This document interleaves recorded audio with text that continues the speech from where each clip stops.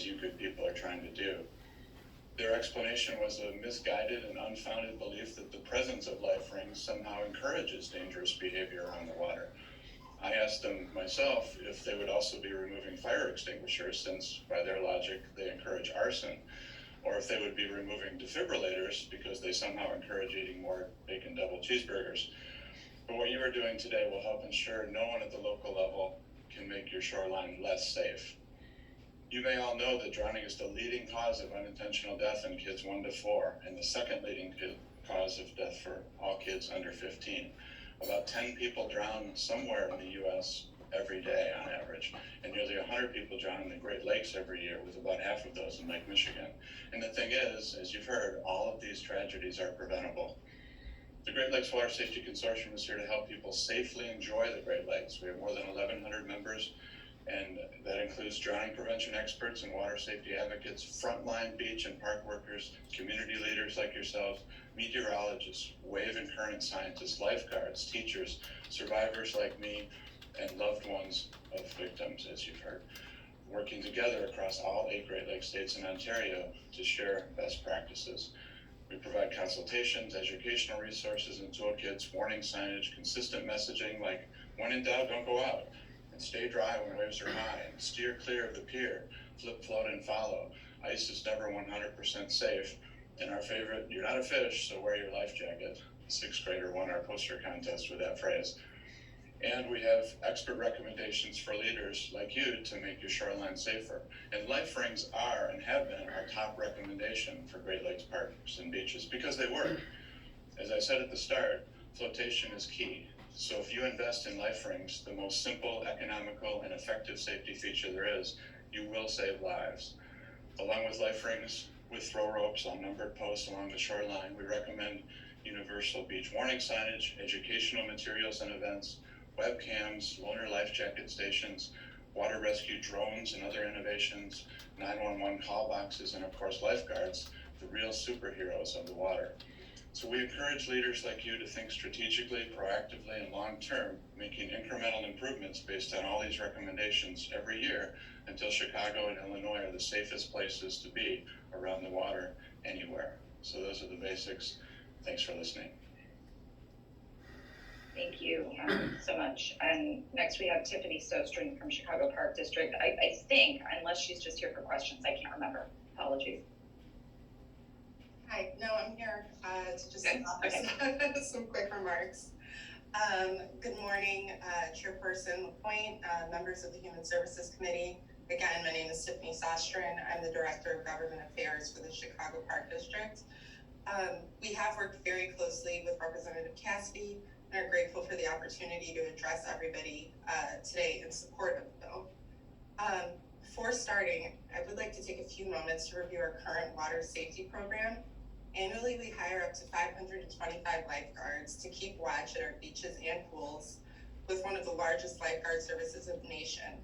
They're trained in various ways, including CPR, AEDs, first aid, administering emergency oxygen, bloodborne pathogens, asthma inhaler use, and EpiPens. Additionally, every summer, the district holds a minimum of 15 water safety trainings at our beaches for families to learn how to keep everyone safe at the beach. Several years ago, and we still do this, we instituted a safety flag system on the beaches, alerting the public of safe swimming conditions. Additionally, annually, over our 26 miles of lakefront that's owned by the Chicago Park District, we refresh hundreds of signs and safety stencils indicating unauthorized swim locations. I'm happy to say that in September, the Park District announced plans to install life preserver equipment along the lakefront to help mitigate risk of water-related accidents and drownings. We anticipate that 111 new life preservers will be installed by Memorial Day of this year. The district will also conduct outreach with elected officials such as yourself and community groups to raise public awareness and enforce beach safety. We are always looking for opportunities to improve our programming, upgrade our equipment, and remain committed to ensuring that the lakefront is a safe and enjoyable destination for all. With that information in mind, we are supportive of Representative Cassidy's bill with some minor amendments that clarify placement locations of rescue equipment, align equipment requirements with industry standards, and amend reporting requirements to ensure expedient communication to the public. for your time and allowing me to address the body. I'm available to answer questions if needed.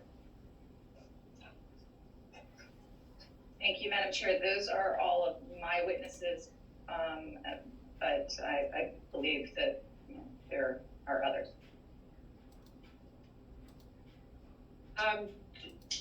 Do we have any other witnesses testifying in favor of the bill? Yes. Looks like Dave Benjamin wants to testify. All right, thanks for waving your hand. Dave Benjamin, you are up. Unmute. Can everyone hear me? One second. Good morning. My name is Dave Benjamin. I'm the co-founder and executive director of the Great Lakes Surf Rescue Project. We are a huge proponent of House Bill 4165, the Lake Michigan Rescue Equipment Act. We've been leading Great Lakes water safety and advocating for life rings across the Great Lakes since 2010. We have tracked over 1,044 Great Lakes drownings, and almost half of those drownings happen in Lake Michigan. Since 2010, we've also provided over 870 Great Lakes water safety presentations in 7 of the 8 Great Lakes states, and we have also worked with family and friends of drowning victims. We have seen where life rings have saved lives across the Great Lakes, and we have seen where lives could have been saved if life rings were available, especially in Illinois, and more specifically in Chicago. Now, we may be saying, I understand, I really applaud the Park District for coming forward and planning to install these life rings in Chicago by this Labor Day or this summer. And you may be questioning, should we still mandate this in Illinois? So I believe we should, because unfortunately, promises have been made in the past and they weren't fulfilled. We need to understand that while water safety should be common sense, it's not common sense. Water safety is not common sense for the average American, and it's not common sense for the average person in political power to make change. So we need to really increase public water safety education. If water safety was common sense, these life rings would have been installed decades ago. In 2012, after 14-year-old Lexi Dew drowned off Loyola Park, or in 2015, after 17-year-old Eddie Horns drowned off 31st Street Beach, or in 2018, after 13-year-old Jeriana Torres and 55-year-old Horatio Leon also drowned off the lakefront.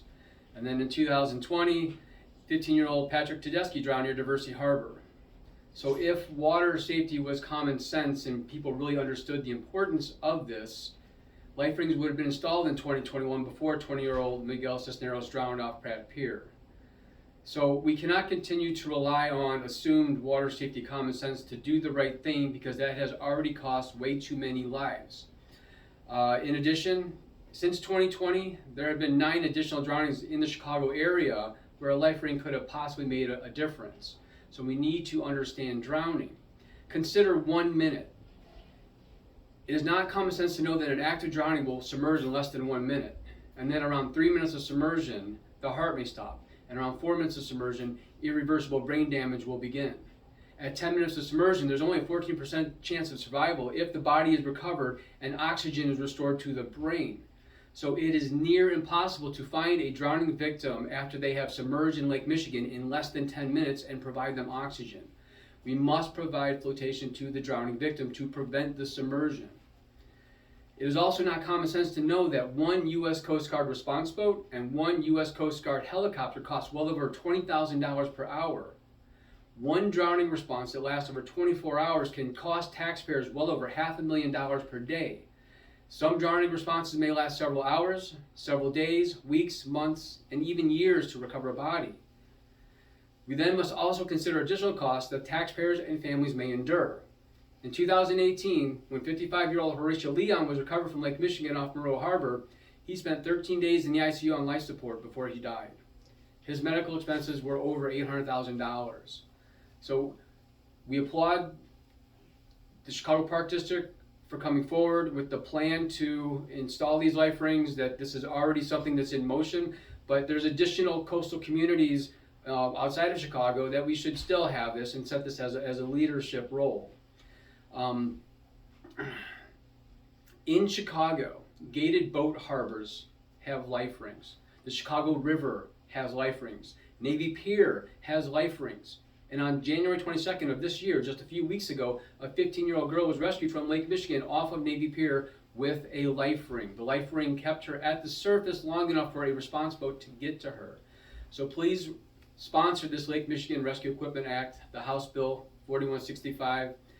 There are piers in Wisconsin, Indiana, and across Michigan that all have life rings. And I applaud Chicago has a great marine rescue division. They have an excellent lifeguard program. And the only deficiency that we have seen in the 10 years or 11 years that we've been working in water safety is just life rings and the accessibility to them where they are most needed. So thank you very much for the time. Thank you so much, Mr. Benjamin. What we're going to do here is pause to add somebody to the roll. Clerk, could you add Leader Robin Gable to the roll, please? Yes, they here. Thank you. And we have a witness with a hand raised who I believe is a proponent witness. Miss Jessica Leone, did you wish to offer some brief oral testimony?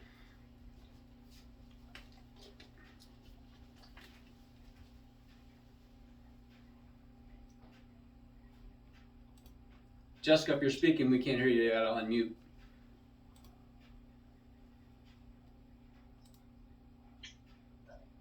Well, Ms. Leone, we're going to move on, but I give you permission to jump in if you find a way to technologically do that. I see we have several members with questions, but what we are going to do now is move on to what I believe is one opponent witness. Is Jason Anselman here? I am Excellent. and I'm really not seeking to testify. I just wanted to be available to clarify that our only position at this point is just to allow us time to work out that clarification language that Representative Cassidy. There's no opposition to the mandate. We're certainly working very closely with the representative. I think we had a very fruitful meeting last week, and also working with the Chicago Park District. So I just wanted to be available on the off chance that needed clarification, but I don't think it does. I think Representative Cassidy said it very well. We're just making sure that everyone understands exactly how this is intended to be implemented. Terrific. Well, we really appreciate you being here for questions and to clarify that for the record. Thank you. Oh, there we Okay. go. Jessica's. Jessica Leone, we are happy to hear some brief oral testimony from you when we do see you coming through on a screen.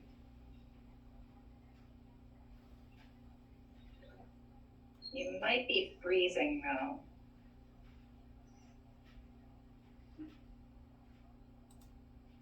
Jessica, it looks like your tech is challenging. What I would promise you, if you'd like, is if you want to send me written testimony, I would share it with the committee. Because it almost looks like a slideshow the way you're freezing.